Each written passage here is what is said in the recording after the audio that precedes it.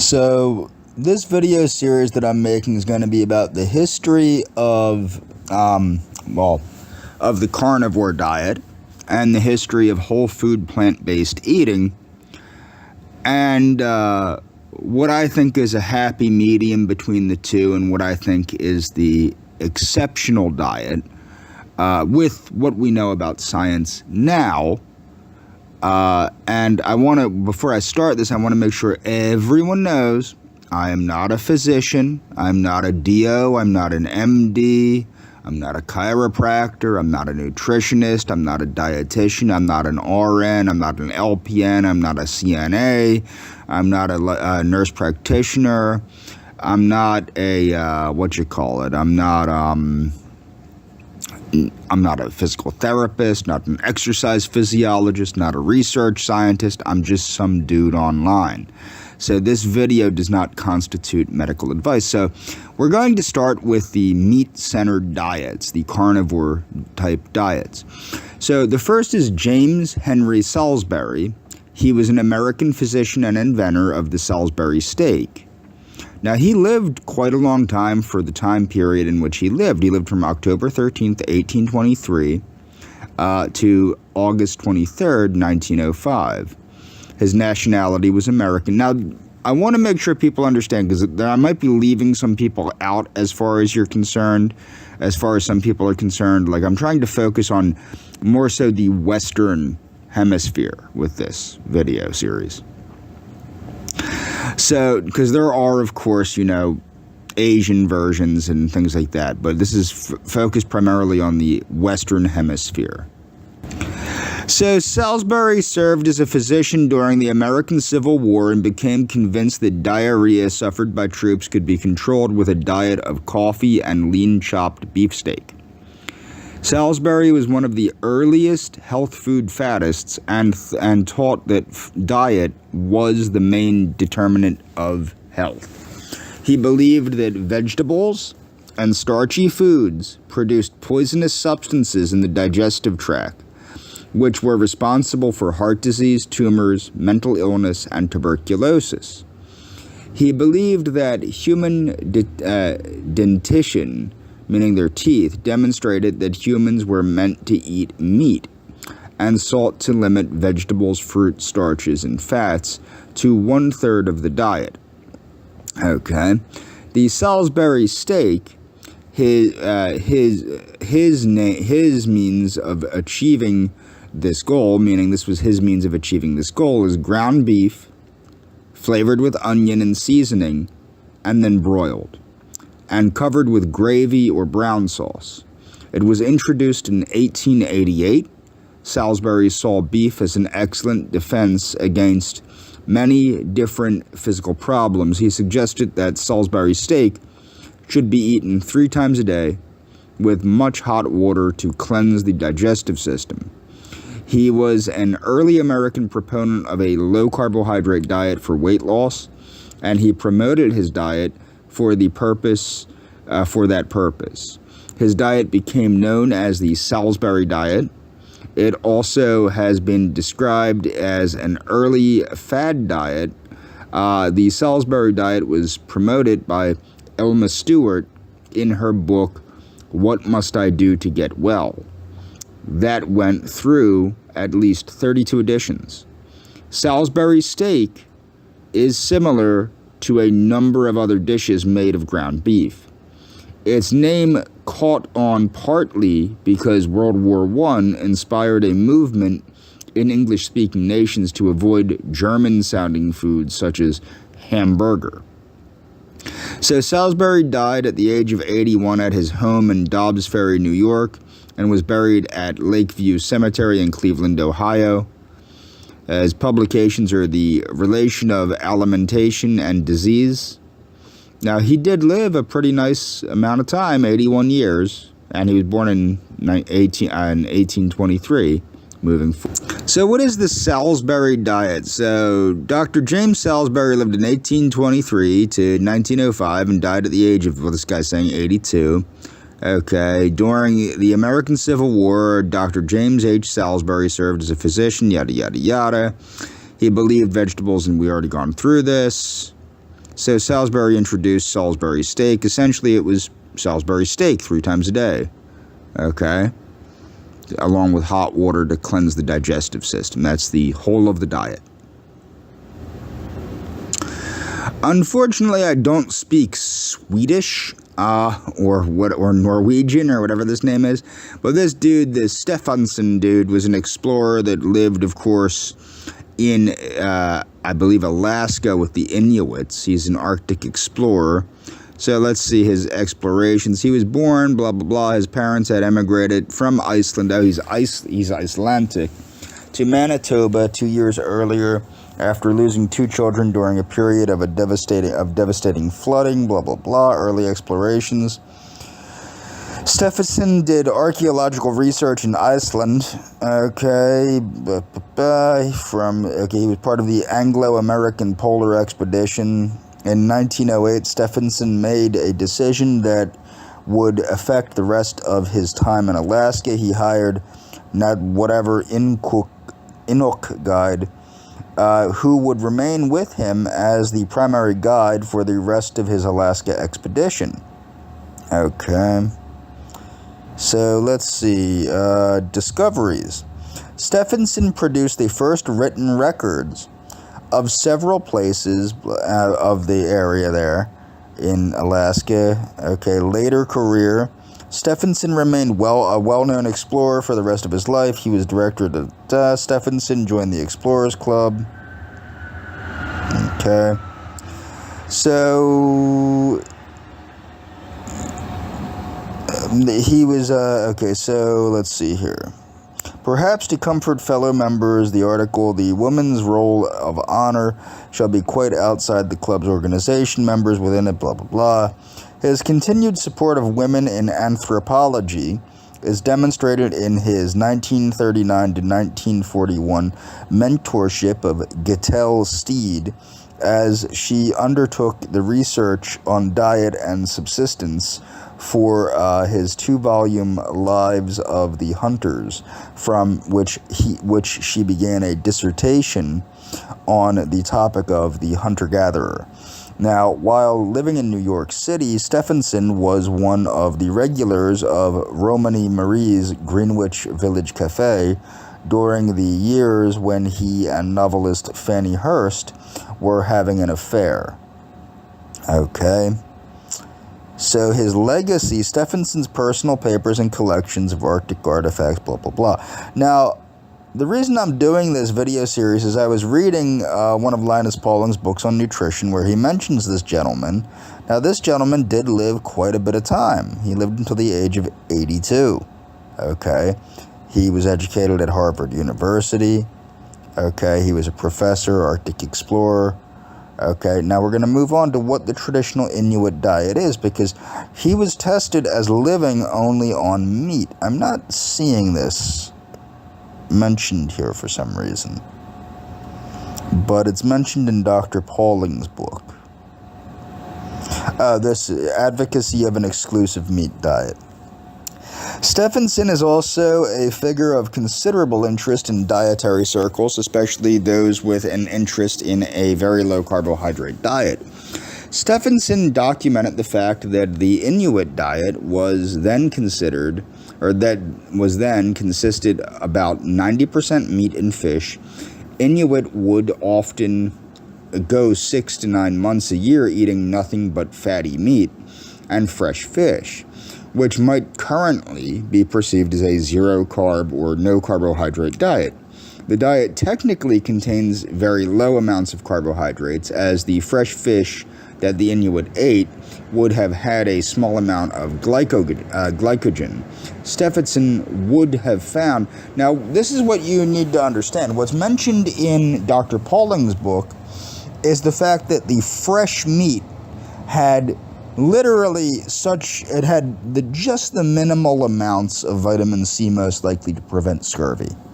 Okay, but that's hardly enough to have thriving health. Stefansson found that he and his fellow explorers of but it had to be fresh food. See, what it is, the Europeans, it had to be fresh meat, because the Europeans and the British and other sailors, you might remember they would develop scurvy from eating tinned meat and dried meat and things of that nature. So some years after his first experience with the Inuit, Stephenson returned to the Arctic, colleague blah blah blah, to carry out research for the American Museum of Natural History. They were supplied with every necessity, including a year's supply of civilized food. They declined electing instead to live off the land. In the end, the one-year project stretched to 4 years, during which the two men ate only meat they could kill and fish they could catch in the Canadian Arctic. Neither of the two men suffered any adverse effects from this 4-year experiment. Stephenson deduced, as had William Banting, that the body could function and remain healthy, vigorous and slender if a diet in which as much food was eaten as the body required, meaning you're hitting your calorie goals but not your carbohydrate goals, with only carbohydrates restricted. So you're hitting your fat and your protein goals but not your carbohydrate goals. Essentially, you're starting to utilize fat as your primary fuel source. You're going into ketosis.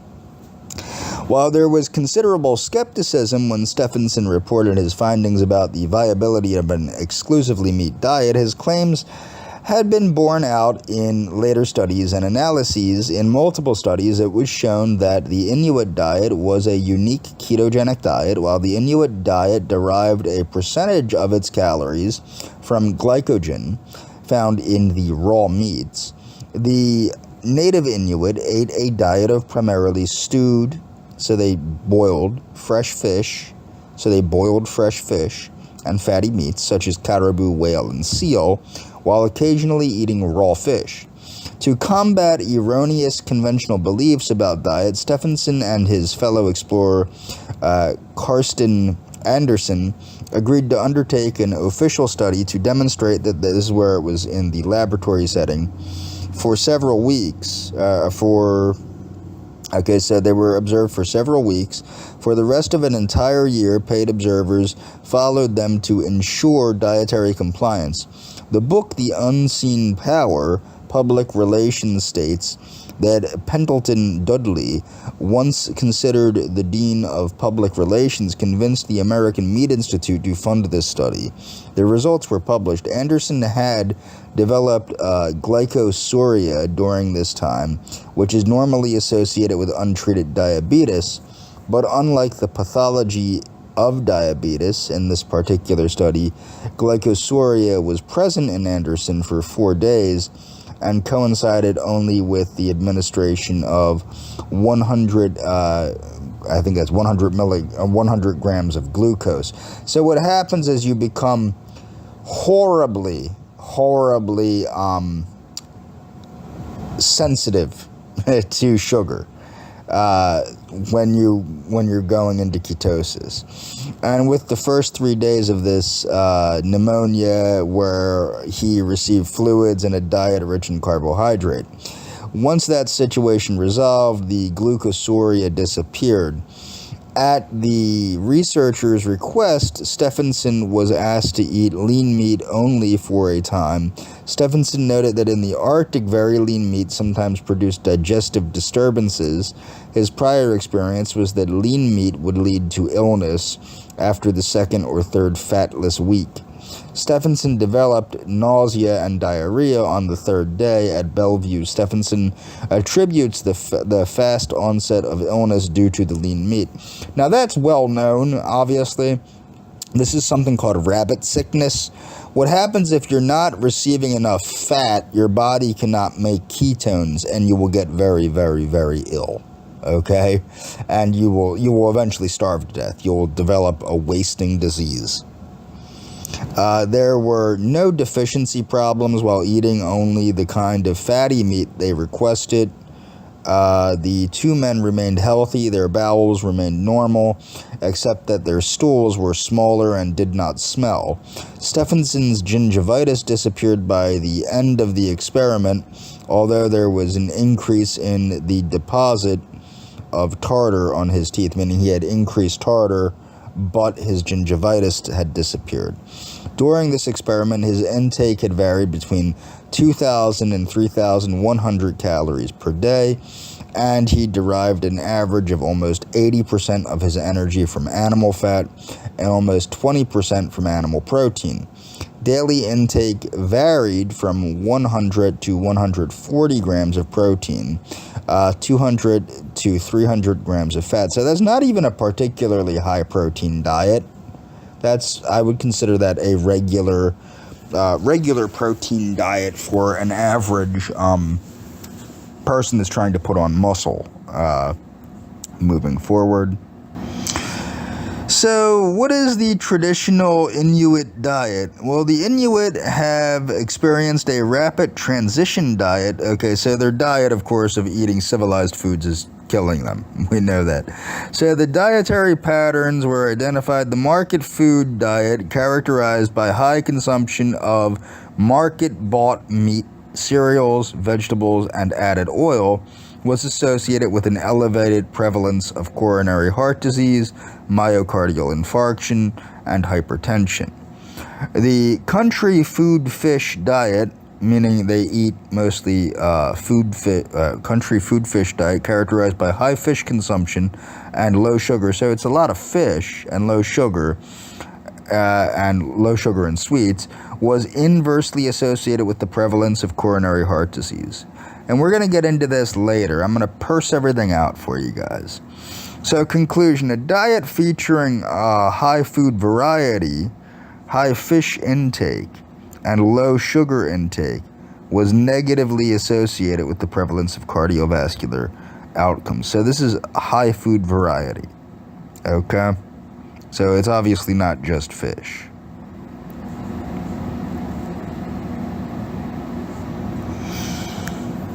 So next in the history of the carnivore diet is a guy named Vincent Anselmo Gironda.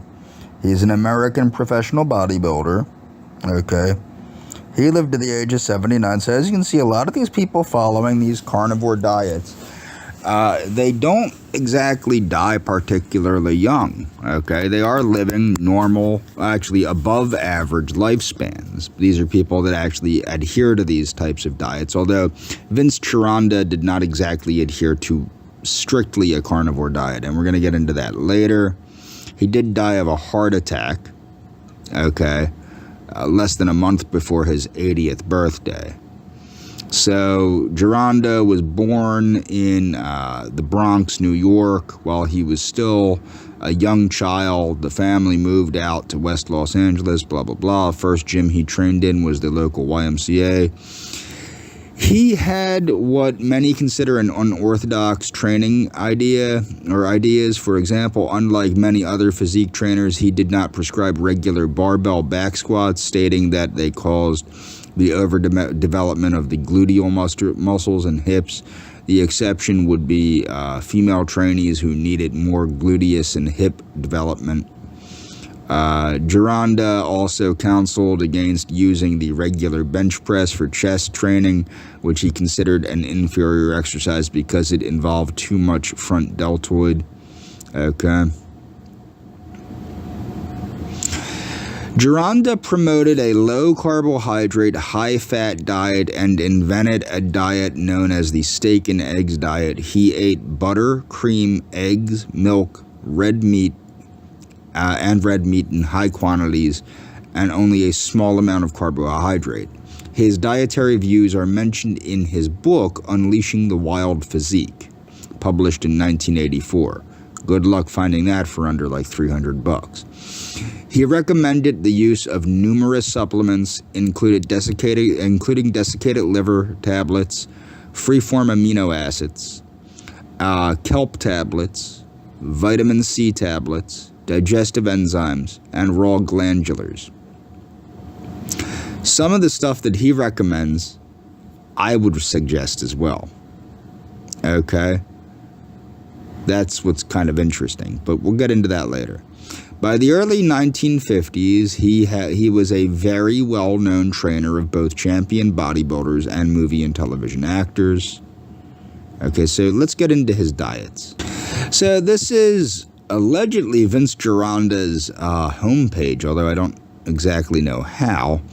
But this is Vince Gironda, Vince on bodybuilding diets. So different diets were used for different purposes. So why Gironda had many diets? Gironda created many diets, more so than just the steak and eggs diet. Now, this is the truth, too, with Dr. Robert C. Atkins, who I'm actually not mentioning in this. I'm a huge fan of Dr. Robert C. Atkins, as many people know. Dr. Robert C. Atkins was an orthomolecular medical practitioner. He what today would be called integrative medicine. Now, Dr. Atkins utilized his ketogenic type diet, which was only ketogenic initially, for weight loss. For other people, he advocated a very high antioxidant diet known as the Atkins age-defying diet. And I would strongly recommend people read the Atkins Age-Defying Revolution. He also promoted certain diabetes programs, things like that, which use different supplements, okay? So Gironda created many diets, more so than the steak and eggs diet, okay?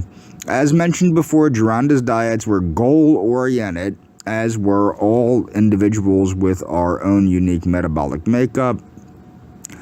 Most of Vince's diets were not maintenance diets, okay? Different diets serve different needs, okay? Keep that in mind. When a diet stops becoming effective, you gotta jiggle it a little bit. Vince's choice of food. Think nutrition first. This meant firstly removing any junk food, any empty calories and processed food from one's diet, and to instead choose fresh fruit and vegetables, while also replacing whole wheat and whole grain products over refined, while also choosing whole wheat and whole grain products over refined ones, such as pasta and white bread. Okay, so Vince Gironda's diets. Okay. To give you a better understanding of the different diets he developed for different needs of his clients, here is a list that this person put together. The maintenance diet, the hormone precursor diet, the all-protein muscle-building diet, the weight-gaining diet, the lacto-ovo-vegetarian diet, maximum definition diet, 5-day fasting diet, complete vegan diet. So Vince's maintenance diet, out of all the diets that Vince Gironda recommended, this is the one diet that Gironda would actually recommend to stay on year-round. Being a fairly well-balanced diet, so this is the one that he was recommending people stay on. He wasn't recommending people stay on the carnivorous diet. Being a fairly well-balanced diet, high in proteins with moderate fats and carbs, this diet also allowed much more variety and flexibility, and also meant that trainees on this diet would satisfy most of their body's needs without worrying too much about supplementation. The infamous 36 eggs a day diet. Now, there's a product called Yolked that's actually made from fertilized chicken eggs, and people should check that out, because that actually, you know what, I might actually put that in this video, because they've actually, I'll do another video about that. They've actually shown that these fertilized egg yolks increase the body's ability to increase protein synthesis. So there is something to this. So, also called the hormone precursor diet, this diet, along with the steak and eggs diet, is what made Vince famous. There actually used to be an ongoing joke in the 1970s with bodybuilders jokingly smothering Vince in eggs. Not that Vince really cared. This diet, which this person has talked about extensively on his YouTube channel, was recommended by Vince for rapid increases in muscular hypertrophy. The diet is essentially an early form of ketogenic diet. that was recommended by doctors back in the 1970s for severe burn patients, who concluded that through the ingestion of 3 dozen eggs a day, the patient could sustain positive nitrogen balance to the body, in the body, allowing for repair of damaged tissue. Vince, of course, theorized that therefore, if a bodybuilder was to use this diet, they could also sustain a positive nitrogen balance within their own bodies, and therefore, under the stress of exercising, could stimulate rapid hypertrophy. Medical doctors approved of Vince's theory, and the 36 eggs a day diet was born. The 36 eggs a day diet is poorly misunderstood, and this person has written a blog about it. This diet before blah blah blah blah blah. Eggs being high in protein and fat would therefore contain the precursors of androgenic hormones necessary for stimulating muscle hypertrophy. Hence its alternative name, the hormone precursor diet. However, Vince did not recommend swallowing 36 eggs from day one. That is a recipe for disaster. Instead, Vince recommended that the trainee firstly begin to incorporate I wouldn't use raw eggs in his diet through the consumption of a protein shake which contained raw eggs, and gradually increase the ingestion of eggs through this method. The recipe for Vince's hormone precursor shake is given in the book, The Wild Physique, available on this website. To be honest, it's no secret, as this person has also demonstrated the recipe and preparation in several videos on his YouTube channel. This shake was to be made with a dozen eggs at a time and sipped throughout the day, and the consumption of this shake was to be increased slowly over time. Vince recommended staying on this diet for it should say no longer, but it says no longer than 6 to 8 weeks. It says now longer. Vince's all-protein muscle-building diet. Another high-protein, high-fat diet that was recommended by Vince Gironda was his all-protein muscle-building diet, with the star of the show being animal proteins, namely red meat and lots of it. Okay, 1 kilogram or 2 pounds a day. Vince's weight-gaining diet. This was a diet, weight-gaining diet was a high-protein and high-carb diet, okay? So there was high carbohydrate in that diet. Lacto-ovo-vegetarian diet, okay? Now, here is a relatively unknown diet from the late Vince Gironda, and it also reflects the vast nutritional knowledge he had. The lacto-ovo-vegetarian diet was a diet in which one would consume copious amounts of fresh fruit and vegetables, whole grains, sprouted seeds and grains, and legumes, as well as raw milk and eggs. Although this diet was likely prescribed to those clients with vegetarian tendencies and preferences, this diet was also both a cleansing diet and one Vince recommended for obese and overweight people. As Vince Gironda put it, if one was to eat eggs and drink raw milk in moderation and instead eat lots of roughage, a term Vince would use to describe the fibrous and digestible material in vegetables, this would give a feeling of satisfaction. Vince's maximum definition diet, also known as the steak and eggs diet. Okay, people know what that is. If you don't, you can read this. Vince's 5-day fasting diet. I think fasting is only a recent fad, wrong, blah, blah, blah, 5-day fasting, yada, yada, yada. Vince's complete vegan diet. So he did recommend a complete vegan diet to give the body a break. The copious ingestion of roughage would allow the bowels to be cleansed, allowing for removal of waste products and thorough intestinal cleaning, allowing for maximum absorption of nutrients of the subsequent high-protein diets. Conclusion, blah, blah, blah, blah, blah, moving forward. So the steak and eggs diet, if you're curious about it, here is actually how it worked, okay? So the beauty of the steak and eggs diet is its simplicity. I strongly would not recommend this. Fatty steaks are needed because you don't want to, you need the fat is the problem. I don't recommend this diet, but this is the diet if you're interested in looking through it. And we're going to get through to what I say at the end of this video series. This is going to be a bunch of videos. But obviously, look through this on your own if you're interested in it. John Yudkin, he was an inspiration to Dr. Atkins, was a British-born physiologist and nutritionist, the founding professor of the Department of Nutrition at Queen Elizabeth College in London. He was born on August 8th, 1910, London, England. Okay. Yudkin wrote several books recommending low-carbohydrate diets for weight loss, including The Slimming Business in 1958. He gained an international reputation for his book Pure, White, and Deadly, that's a good book, which warned that consumption of sugar, sucrose, is dangerous to health. Oh, and it is. Yudkin's failure to incorporate possible confounding factors, in this case, control designs. Now, Robert Lustig republished this and proved it. Okay, but it is true. It was very well proven. Pure, White, and Deadly.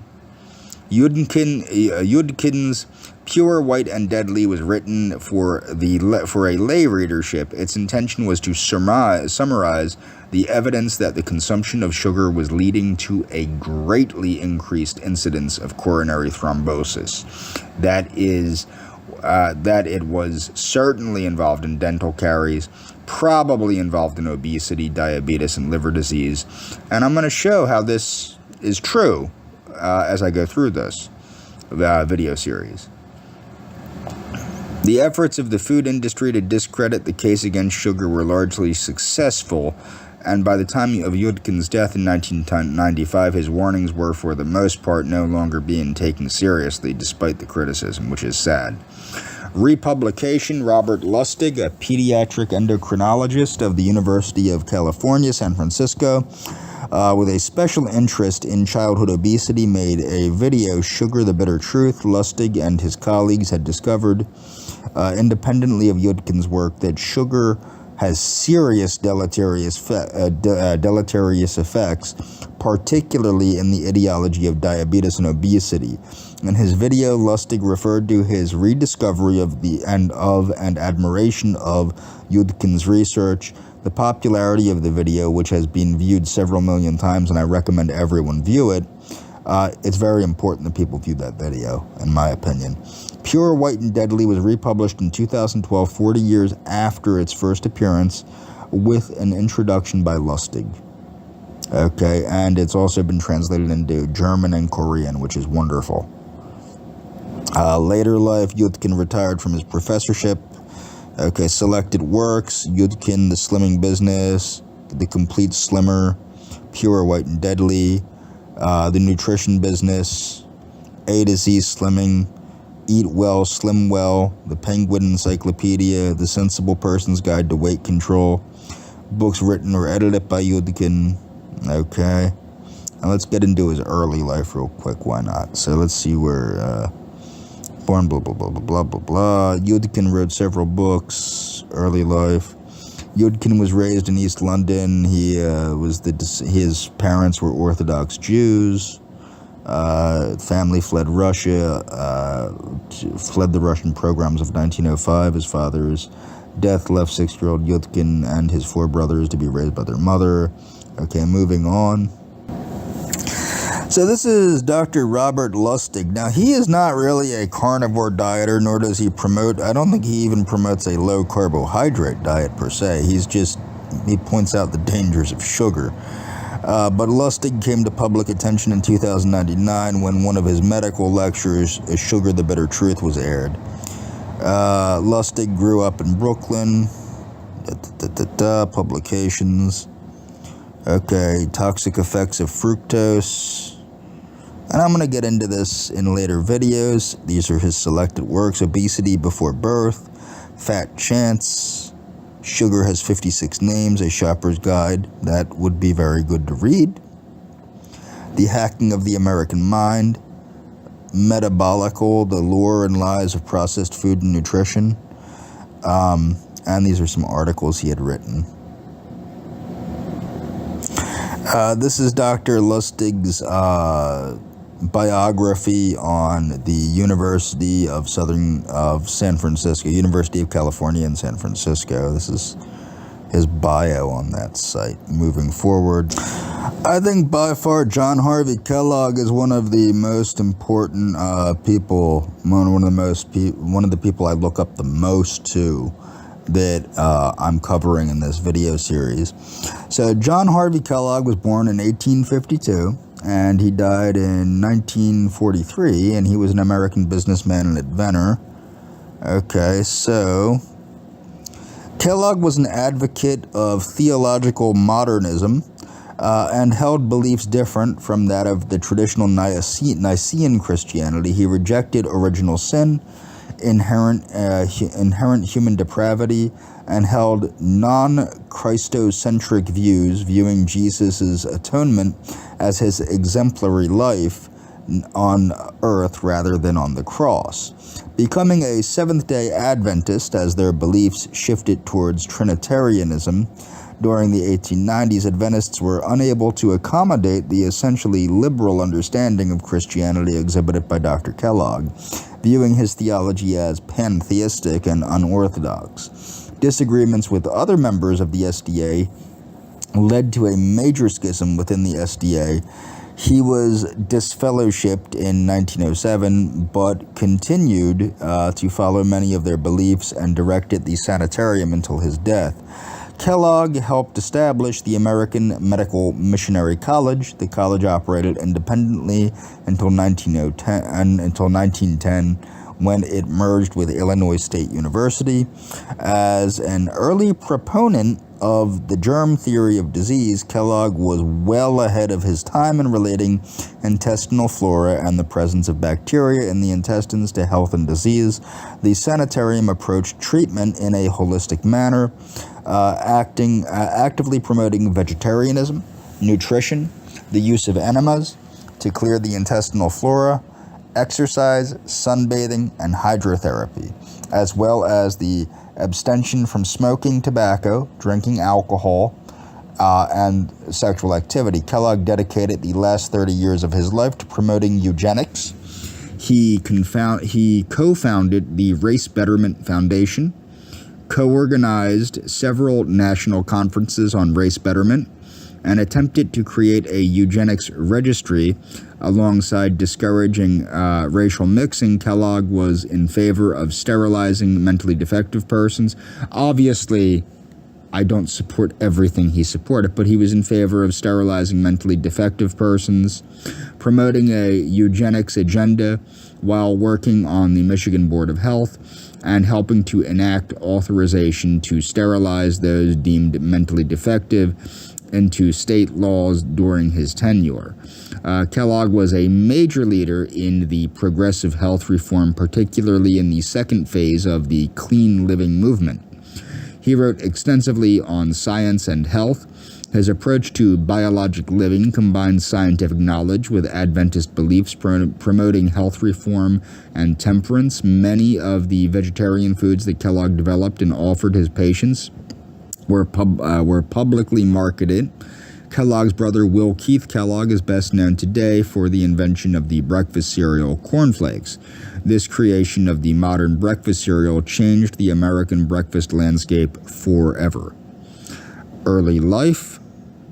John Harvey Kellogg was born in Tyrone, Michigan on February 26, 1852, blah, blah, blah, blah, blah.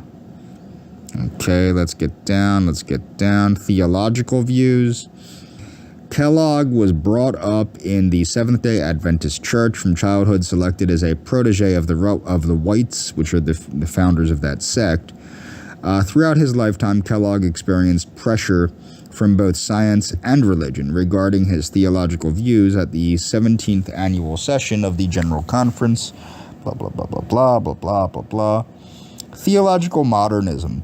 Kellogg rejected Christian fundamentalism and promoted the tenets of theological modernism.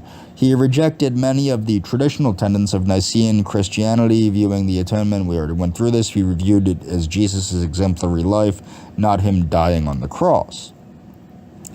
Harmony of science and the Bible. Kellogg defended the harmony of science and the Bible throughout his career, but he was active at the transitional time when both science and medicine.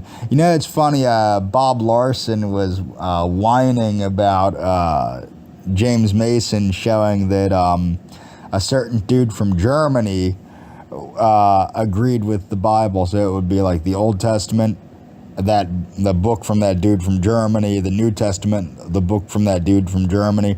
I wonder what he would think about John Harvey Kellogg. That's a very interesting point, because Kellogg was, if not anything, a very devout Christian. White and others in the Adventist ministry worried that Kellogg students and staff were in danger of losing their religious beliefs. The heart is a muscle, the heart beats, my arm will contract, and blah, blah, blah, blah, blah. It keeps, okay. There is clear, complete, satisfactory explanation. He further elaborated these ideas in his book, The Living Temple. You can read this on your own.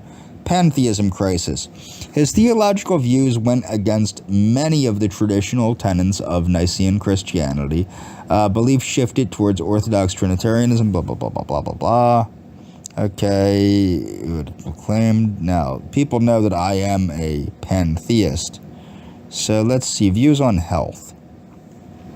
Biologic living. So synthesizing his Adventist beliefs with his scientific beliefs and medical knowledge, Kellogg created his idea of biologic living.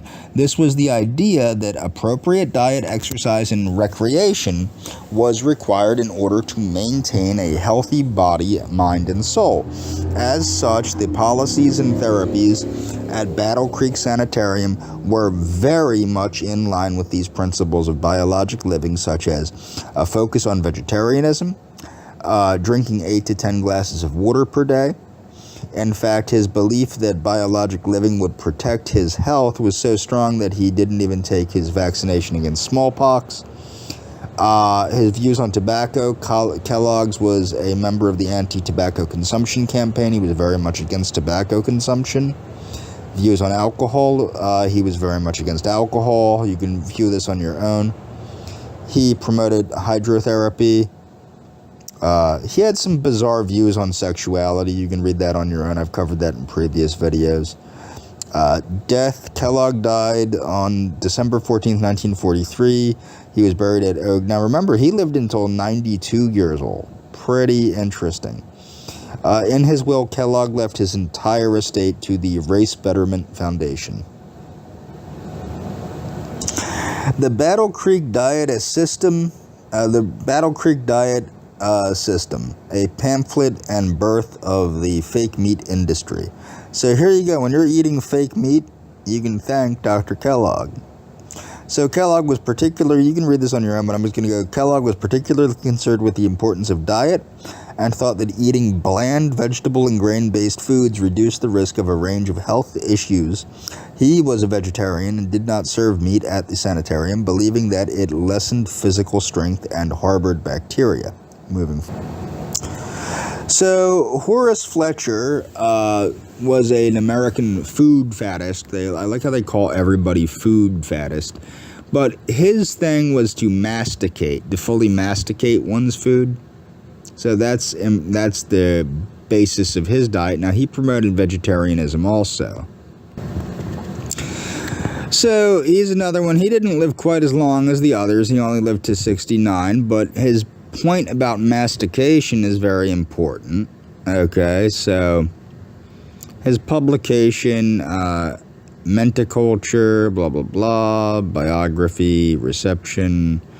Fletcher was born, yada, yada. His mastication system became known as Fletcherism. Fletcher and his followers recited and followed the instructions religiously, even claiming that liquids too had to be chewed in order to properly mix. Now remember, saliva has certain enzymes like amylase in it, which helps you to digest things. Fletcher argued that his mastication method will increase the amount of strength a person could have. It helps you properly masticating your food, of course, helps you to absorb the nourishment of the food. And it helps to prevent stomach upset. You can read this. So These are the rules. Eat only when you have good appetite, meaning don't eat unless you're hungry. Chew the food like pulp and drink that pulp. Do not swallow food, meaning only drink the food after it's been turned into like a liquid. Drink all liquids and liquid food sip by sip. Do not drink in gulps. So that's the basis of his concepts. And these are his different books. So obviously, we're going through the plant-based people. Started with John Harvey Kellogg, got into Horace Fletcher. Now we're going to talk about Bernard McFadden. Okay. So early life, young child, he was weak and sickly. Publishings and writings, McFadden, he was a great publisher. He did a lot of pulp magazines. Okay. Now, this is going into his health advocacy. McFadden popularized the practice of fasting. He felt strongly that fasting was one of the surest ways to physical health. McFadden had photographs of himself taken blah, blah, blah, blah, blah. McFadden made an unsuccessful attempt to found a religion called Cosmotarianism. These are some photos of McFadden. At the peak of his career, McFadden owned several hotels and a major building in Dansville, New York. He also opened a restaurant in New York in 1902 called Physical Culture, which was one of the city's first vegetarian venues. He was a vegetarian. Physical Culture vegetarian restaurants were established in other major cities such as Philadelphia and Chicago. By 1911, there were 20 such restaurants. McFadden was a proponent of raw foodism and a follower of Sylvester Graham's philosophies. His McFadden Foundation established 2 boarding schools for young boys and girls in Westchester County, New York. The McFadden School, blah, blah, blah, blah, blah. The McFadden Foundation also operated Castle Heights Military Academy in Lebanon, Tennessee. The foundation began in 1931, and he gave $50 million to it. Think of that in today's money. Okay, McFadden was married 4 times and had 8 children. His son Jack appeared on Groucho Marx's show You Bet Your Life.